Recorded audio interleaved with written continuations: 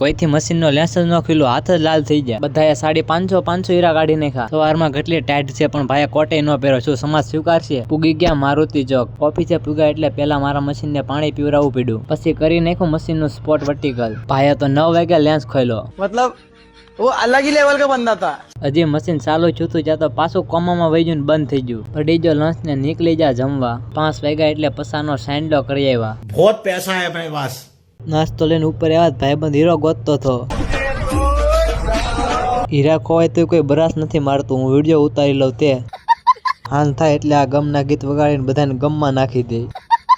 હાન થઈ તે મારા 2 હીરા ખોવાઈ ગયા. પછી મારવી પડી ફૂકણી. હીરા નો જડ્યા પછી મારે ધીંગાણે સડવું પડ્યું. આન ધીંગાણું જામ્યું ભાઈ.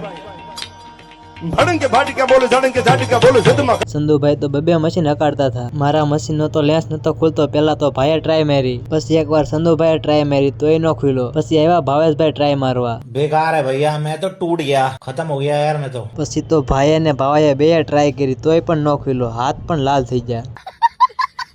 ભાવેશભાઈએ 420 હીરા કાપી નાખ્યા હતા. અમાર સંધુભાઈએ 350 હીરા કાઢ્યા હતા. બધાથી વધારે મેહુલે 550 કાઢ્યા હતા. 8:30 રજા પડી અને નીકળી જા ઘર બાજુ. આવા જ વિડીયો જોવા માટે અમને ફોલો અથવા સબસ્ક્રાઇબ કરવાનું ના ભૂલતા.